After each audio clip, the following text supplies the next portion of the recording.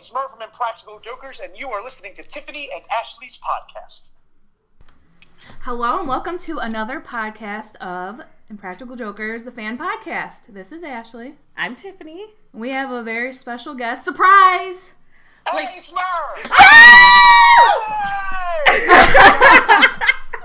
Hi, how are you? We are good. How are you? I'm doing great, thank you. I'm going to tell you, I have 2 kids and I'm married, but this may be the best day of my life. Oh, come on. I'm just kidding. I was sitting here, waiting for, the phone ring, and I'm like, I kind of feel like I have butterflies right now. Yeah, I'm super nervous. Oh, that's okay. We'll get through it together. It's going to be awesome and fun. All right. Are you ready for our questions? I'm so ready, guys. I'm so ready for this. Okay, so we did a little poll in our little Facebook group about what they would want us to ask. And the main thing they wanted us to ask is, outside of the show, what you're involved in. Involved in? You mean in my personal life? Or No. Like you have your book that you're promoting right now. Anything else that you're doing is a side job? Yeah, I have a lot of different things going on. Of course, Awakens, the book is coming out in less than 2 months. I know, I can't wait. And then we're doing the Awakens Experience, the book launch the weekend before, June 22nd, 23rd, 24th. It's going to be amazing. So if you can get to New York City, get there for the book launch. So we're literally building 3 of the giant set pieces from the book. The subway car, the subway tunnel, and the nest where the creatures live. We're actually building them, and you get to go through all the rooms, and then you get to meet me at the end. You get an autographed copy of the book, and a photo op, and all that kind of fun stuff. So it's so much fun. Is it like a haunted house? I hired Blood Manor, which is the #1 haunted house company in New York City, to build it. So it's kind of like a haunted house. Oh my gosh. I would do it. I don't know if Tiffany would. She doesn't do that stuff. Sal and I have one thing in common, and that's I do not like to be scared. I do not like haunted houses. You don't like scares or haunts? No. You should put Sal through it as a punishment. That's not a bad idea. So that's going on. What else? I'm currently filming the Impractical Jokers movie in a day and a half. We start on Monday. That's pretty cool. So, can you give us a little insight about the movie? I can't tell you too much other than it's a road trip movie where we compete in hidden camera challenges all across America to decide who's the ultimate loser. That's kind of it. Oh, cool. There's lots more to it, but I'll kind of let you see it in the theaters next year. So, is there an ultimate punishment at the end? You'll have to come to the theater and find out. I tried to get it out of them. Yeah, we'll see. We're playing the movie for real, so we don't know who's going to lose. Oh my gosh! So through all this going on, when do you find time to sleep? I haven't slept yet. No, kid. I'm like a high energy puppy. So you hump everything? Yeah. Gosh, you asked what's going on in my life outside of the show. Well, and you know what? I can't wait because I was on the cruise. Ashley's going on this cruise, so she's a first-time cruiser. And I don't think I slept the whole, I don't think I slept the entire... I know. It is crazy, isn't it? So much fun. It's the hardest we work in a week ever because we're working 20 hours a day. Right. But it's also the most fun. It's fantastically fun. And the coolest thing about it is last year I took I think 26 family members. This year I'm taking 35 or 40 family members. I get to bring it kind of brings our families all together. It's really cool. It sold out really fast. I know, super fast in a month. Yeah. I have to admit, I'm in love with your dad. He gave me a hug on the cruise, and I was did not. Did he? I fell in love. Yeah, I actually got the last night of the cruise. I'm going to get a little serious for a moment. My father was there by the stage, sitting in a wheelchair, and fans went over to get his autograph. Mm-hmm. And he had the biggest grin on his face as he was signing autographs. Aww. And I actually started crying on stage. Did you? I saw it. Yeah. He is the sweetest man. I was like, "Hi, Mr. Murray, can I have a hug?" He's like, "Sure." Aww. I love it. I love you this day. I promise you. That's great. And the first night that I actually got some sleep on the cruise, I wake up to Captain James S. Murray over the loudspeaker, waking everybody up. And I had no voice when I came back. I mean, it's not a bad way to wake up. All right. No, the crazy thing about the cruise last year was 4 days later we played Madison Square Garden.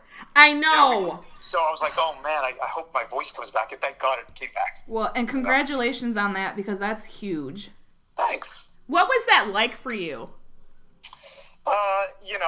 It's surreal. We did a show 12 years ago in New York City. We did hundreds of shows as the Tenderloins before we got on TV.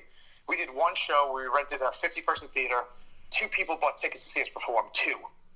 And we still did, so it's like performing for half a person each. You know what I mean? Yeah. And we still did the show. We lost $60 on the night because the theater cost us like $65 to rent. And I remember that night vividly. And then 12 years later to sell at the Garden, and to be only the 8th or 9th comedians ever to sell at the Garden is really, honestly, it gives me chills thinking about it. I literally have chills in my arms thinking about it. But it's also cold in my room, so that could be why. That's what talent and hard work will do for you. Yeah.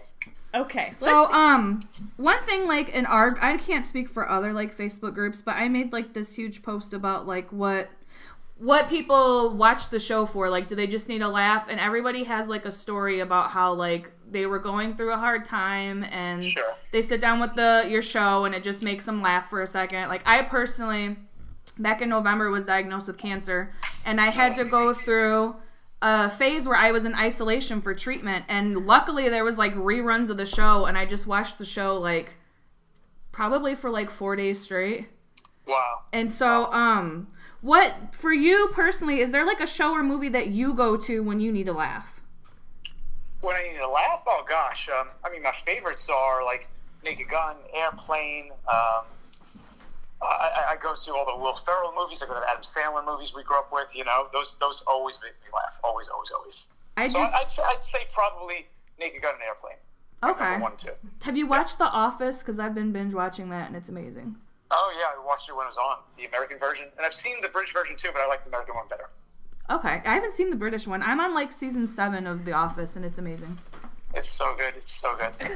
So tell us what it's like. You have this huge successful show. On and off TV. How does it make you, and I know you can't speak for the other guys, but just knowing that, like Ashley just shared with her how does that make you feel when you know that people are turning on your show to get a laugh, or to try to come out of depression, or I've heard stories of where your guys' show pulls them out of an anxiety attack, or I told you, if we have a really bad call and nobody wants to be the first one to say anything, we come back and turn on Impractical Jokers, and that's kind of how we laugh. I got to tell you, the guys and I all kind of have a similar reaction to it. It is overwhelming. That's the best way to describe it. It's unlike anything I've ever felt before. When we started the show, we never thought it would be, go multiple seasons. We never thought we'd get past, 2 episodes. So to go the distance and to see generations of fans, our fans, think about it this way. We've been on TV for 8 years, right? Mm-hmm. So fans that were 10 years old, 12, 13 years old, they're now out, they just graduated college. We are their show that they grew up with. You know what I mean? Yeah, that's Which is true. crazy to me. And we never imagined it would go the distance. And I never realized the impact it was going to have. I just didn't think it, Because all we're trying to do is make each other laugh. When we're on set, we're just trying to make each other laugh, and that's it, And if I can make Sal and Joe and Q laugh, I know it's funny, because they're the funniest guys I know. So that's what our goal is. So to go to see how it affects people is overwhelming. We get so many letters on social media and actually mailed to the office and stuff with these stories, and my heart goes out to everybody. I guess what I'm saying is it means a lot to us. It means a lot to us that we don't take it for granted that we have I guess we feel a responsibility to our fans, to keep making them laugh. It keeps us going. It's the reason why we keep touring. It's the reason why we keep trying to push the show and make it funny and better, and twisting in new ways. And it's really the reason why we're doing the movie as well, because we just want to. I feel a loyalty. I feel a responsibility to our fans to keep them laughing. I really do. So, that's so amazing. And I know Ashley and I have talked about how humble you guys still are. I was just going to use the word humble. You're calling us so we can have you on our podcast. There's a lot of celebrities out there, but I think, like, just watching on Twitter and stuff, you guys are some of the most accessible celebrities. And you're just kind of like, it's like talking to my best friend right now. Yeah. Well, you know, I mean, you guys bought the book, and I promised you we would do this. I'd jump on podcasts with you. And, I mean, you spend your time doing this podcast every week, you know? Like, talking about the episodes, and that's awesome. Like, that's freaking awesome. And it means a lot to me, you know? And it also means a lot to me, like, you know, that you guys bought the book. And I know you're buying the book simply because you love the show, and you love the guys and I, and you want to support me. And right. I said, you have no idea if this book's good. And it is, I promise you. But you have no idea. And you're spending your money that you work your butts off for to support me. Oh, hold on a second. I just ordered room service. It's here. Oh. This is amazing right now. So, how are you, sir? Good. Hi. I'm on. Okay, come on. Hi, guys. Hold on a second. It's okay. You can bring in yours. Around the table spread. I ordered eggs. Thank you, sir. Let me sign this for you. Okay, great. Maybe Trudy's already in there. Do you have a pen, sir? That'd be lovely. Thank you so much. Let's sign this. Okay. Make sure you give him a big tip. I'm tipping good. Where's my room number? There you go. There you go. Okay, there you go, sir. Thank you so much. You got it. Take care. Be careful. The floor's slippery over there. Go for it. Oh, my God. What a fucking crazy thing. Oh, I'm sorry, I cursed. What? No, that's fine. So, you can totally curse. How did you get your eggs done? I scrambled with cheese on top, of course. I'm not an asshole. Oh, okay. Did you get bacon, too? Yes, of course. Oh, okay. Well, that's acceptable. Well, you eat. Don't let your eggs get cold. Like, it's okay to... No, it's okay. They can wait a minute. Don't worry. Okay, I was gonna say, don't, you can chomp on them while we're talking to you. Don't worry about that. Yeah. While we're on the subject of food, what's going on with you and the soup? What do you mean? The soup's delicious. It's my deserted island food. You know, let me ask you guys this. Let's say you got stranded on an island, right? For the rest of your life. You had to live there for the next 70 years of your life, right? And you could only have one food every day. What would it be? Chinese? Chinese? What Chinese? Like the chicken? What? Chinese so high in sodium, you'd be dead in about 2 weeks. What? So soup has sodium? What are you talking about? No, see, here's the perfect answer. I would get low sodium chicken noodle soup. That's everything you need. That's boring. It's my island, damn it. I'll bring whatever I want. That's my island. Let me have my Chinese and my egg roll. I'm sitting here like, can you see the steam coming off my head? Like, I'm sitting here like, God, what would I take? I feel like you'd take chorizo and eggs, maybe. I just introduced Tiffany to chorizo and eggs, and she really chorizo. Well, the sausage is gonna kill you. The meat. I don't know. Maybe. I thought you were gonna ask me like, who could I take with me? I wasn't prepared for what am I gonna eat. No, well, what are you gonna eat? Yeah. Well, you know me. You really judged my Chinese food answer. And then I have this nervous thing. When I get really nervous, I sometimes pee my pants. Oh my! Don't pee your pants, please. Please don't do that. No, don't do that. That didn't happen right now. Okay, good. It did happen on the cruise when I met Sal. Oh, I did no. pee. Don't ever tell him that. He'll never talk to me again. Did you seriously pee your pants? That's awesome. You just dug yourself a hole, and I'm gonna sit back and listen to you explain this. I kind of did. Like, okay, so of course, Sal, don't worry, you're like my total second. Today, you're my first favorite. Okay. All right. But like, Sal is my favorite, and it's not because I tell people all the time. It's not because he's like this cute guy. It's just like his personality. Like Ashley and I have video of us like falling over each other, laughing, like. It's just, so anyway, I was fine when I met Joe. I only saw Murr one time the entire cruise. Yeah. Get out of here. I did. Thousands of photos. That's crazy. And so I was fine. Sal walks up to me and starts talking to me, and I'm looking at him, and I'm trying to engage in the conversation, and I'm like, sitting there thinking. Tiffany's like an excitable puppy. So, you know what I mean. So he gets done talking to us. He gives me this big hug. He's like, it was so nice to meet you, sweetie, and all this stuff. And I look at my friend. I'm like, we have to go back to our room. She's like, why? We need to go eat. I'm like, no, I have to change. She's like, my God. Isn't she embarrassing? That's great. It wasn't like so full on, but I like started to pee. But I was like, can you imagine meeting somebody who you wanted to meet for so long, and you're in your head saying, "Do not piss your pants. Do not piss your pants." I don't ever have to go through that. I'm a normal human being, so I have to go through stuff like that. But anyway, sorry, we got off topic here. That's okay. This is the weirdest thing. Okay, I have been every time I watch the show, I'm like, where do they come up with this stuff? So can you kind of give us an insight of the writing process? Like, do you guys sit in a room and get super high and like be like, oh my god, this is gonna be hilarious? Well, the movie, for example, we the four of us locked ourselves in the office for about a couple weeks straight. We came up with all the challenge ideas. And typically in the season of the show, we have season 1 and 2. Like literally, the guys and I just came up with every single idea, every line, everything. And then this show got popular enough that we were able to, hire some more staff and things like that. So now we have a writer's room, and they pitch us ideas. They pitch challenge ideas, then they write packets for challenges of ideas. And what we do is, the four of us, we help refine everything. Goes through us. We shoot down 90% of stuff, and we kind of revise it and reshape it and build it into what's on TV. And then on set, we go through, we secretly go through lines and actions that we want to try, we want to give to the other guys, without telling them. And then we throw it all out the window because the show is like 80% improvised. Because it's the show is actually a stealth improv show. It really is improv in disguise. Right. That's so it's but the challenges, it's fun. We have a lot of fun creating them. I think it's never seems to. We thought in season 1 and 2, like, holy shit, how are we going to come up with new ideas? We're going to run out of ideas, and it doesn't seem to be a problem because the challenges are steeped in our relationship and our history, and we know each other so well, right, that it's actually not as hard as you think to come up with challenges or ideas or punishments that really screw with one of the guys.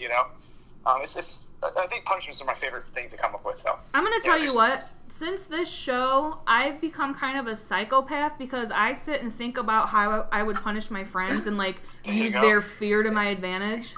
There you go. That's it. I do that. Tiffany, I would totally throw snakes on you. Yeah, and yeah. We saw it happen when Murr got a snake on him. Like, I would be sweating. I would probably pee. Probably, yeah. Oh my god. I beat myself on the bench. Can I just ask, okay, so we're, almost 8 seasons in. What took you guys so long to all go into one room together? That was amazing. To what? Oh, you mean like when we have to make each other laugh? Yeah. It's a complicated answer. The answer is, it's not even a funny answer. It's just it's a complicated answer. The answer is this: the old president of the network.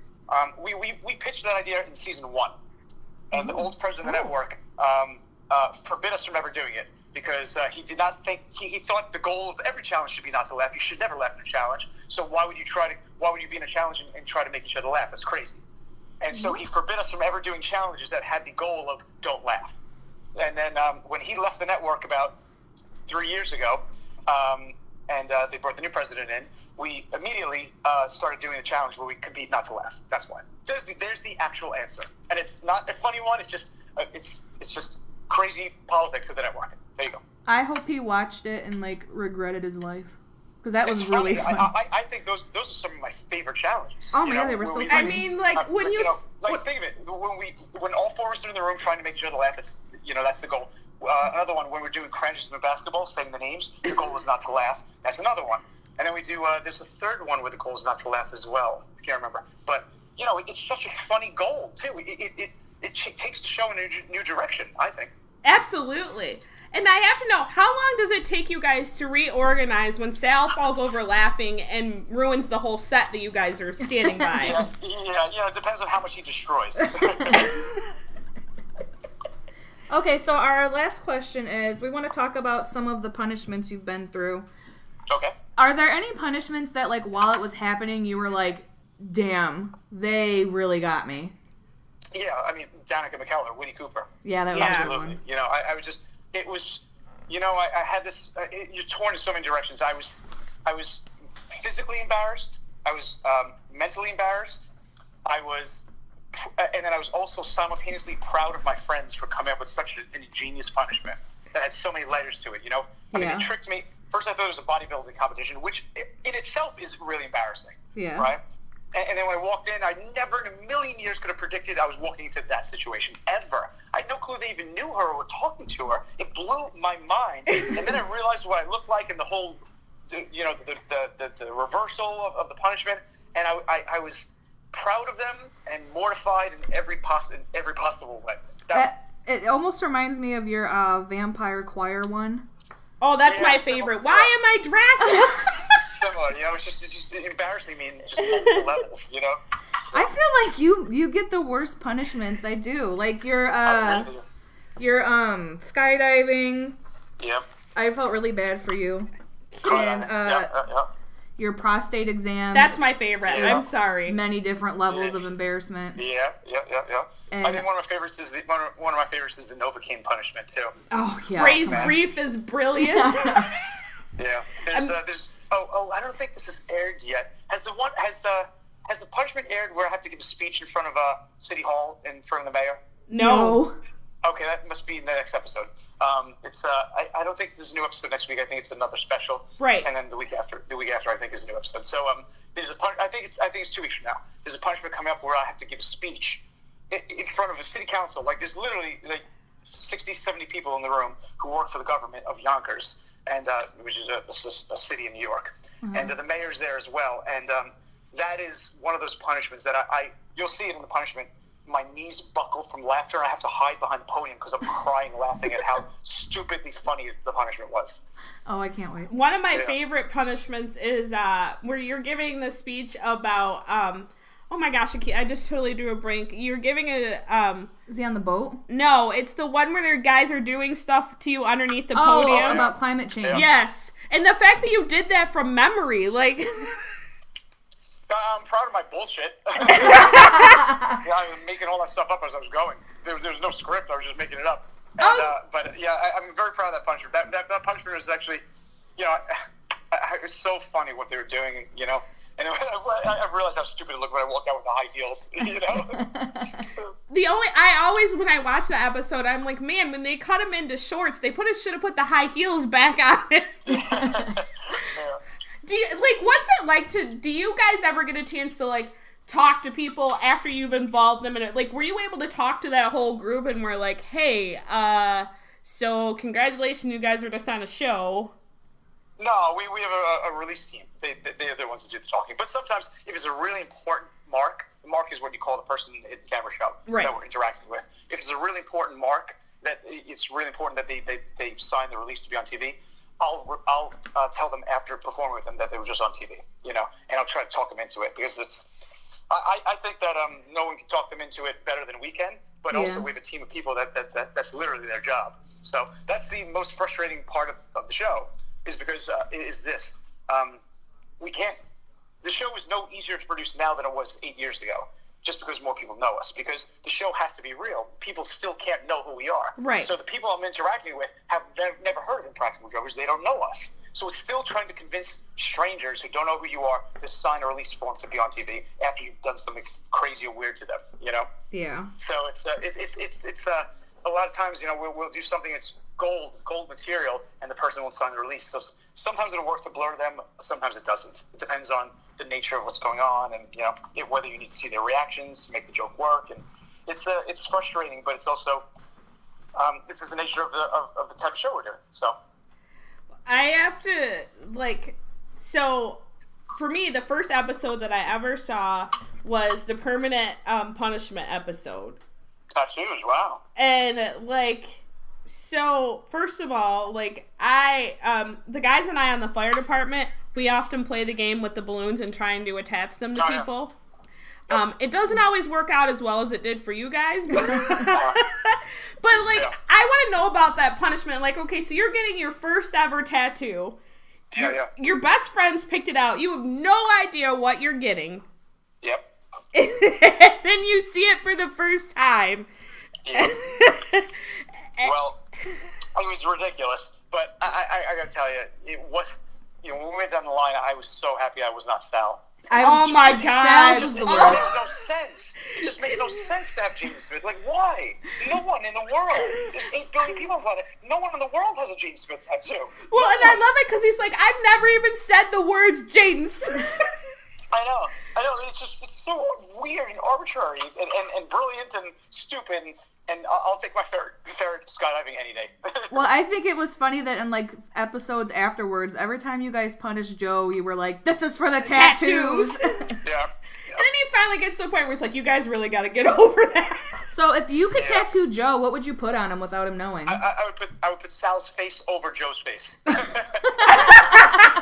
Or tattoo Sal's face over. I have to know, like, when you watch the episodes back and you see stuff that guys are doing behind the scenes while you're up, for instance, when Joe puts your bread down his pants. Yeah, I saw that on TV for the first time. That was nice.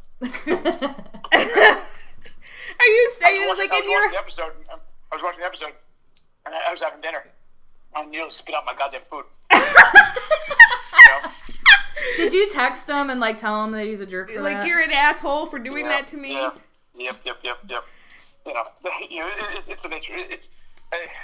The worst thing in the bread one was this wasn't even on TV. This is just in real life. We were in O'Hare Airport in Chicago, and I didn't realize that we had tater tots on the table, and I was eating Joe's tater tots because he wasn't finishing them.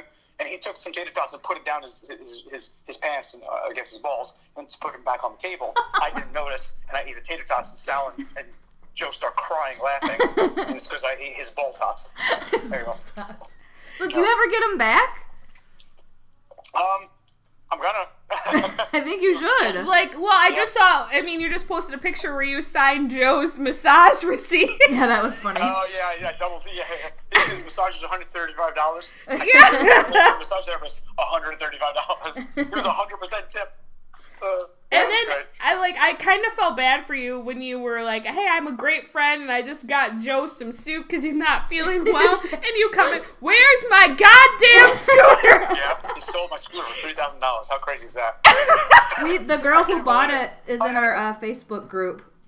Oh, cool. Yeah, she's lovely. Yeah, she's really nice. For $3,000, my God, I can't believe it. I mean, it's hysterical. It's a hysterical joke, but... You know, so I can appreciate the joke, but that's my goddamn scooter. That was so funny. You're talking and you're like looking around and you're like, where's my... Yeah. Oh my gosh. Like, I feel like I'm talking to my best friend. Yeah. You're a real relatable guy.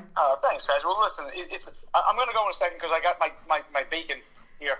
Okay, you gotta finish his breakfast. I just want to tell you guys, like, you know, it means so much to me that you guys do this. It's awesome that you get together and take time out of your life and you drive 2 hours to meet each other and you put these podcasts together and you have 3,000 fans following it, and you know, that's awesome. The Facebook group, that's really cool. That's awesome. And thank you. I'm glad the show means so much to you guys that you do this stuff, and thank you for all the support you give me, especially with the book. And you guys are the best. There you go. Thank you. Thank you. Okay, Ashley and I are going to end this real quick. Just give us 1 second, and we have, like, a special thank you after we're done recording. Okay. All right. So we just seriously got to talk to Murr on the phone. Yeah, that was really exciting. Thank you. I mean, we're talking about him like he's not still on the phone. Well, just enjoy your bacon while we fangirl for a second. I mean my bacon. Don't mind us fangirling right now over Murr. I won't. Like, so now, you know what? I think I'm going to switch teams. I think I'm going from Team Sal to Team Murr. What? Hell yeah! Like, are you really saying this right now? Murr called. I haven't gotten a phone call from Sal. That's true. So I think I may, or maybe like I don't know, can I play both Murr, teams? if she takes this back, I'm going to tweet you about it. Because this might be a lie. I will. I'm going to keep you updated. I think I might be leaving Team Sal. Oh, shit. I don't know how I feel about it. I don't know, so we'll see. But anyway, so Ashley and I are going to go now and fangirl more about talking to Murr. And we will see you guys in, 2 weeks? Because there's no new... Murr, you heard it here first. There's no new episode next week. Yep. So, again, thank you for listening. And we'd like to thank Murr again for joining us. Yeah. I mean... I'm sorry, we're just going to exit with that. Yeah, goodbye.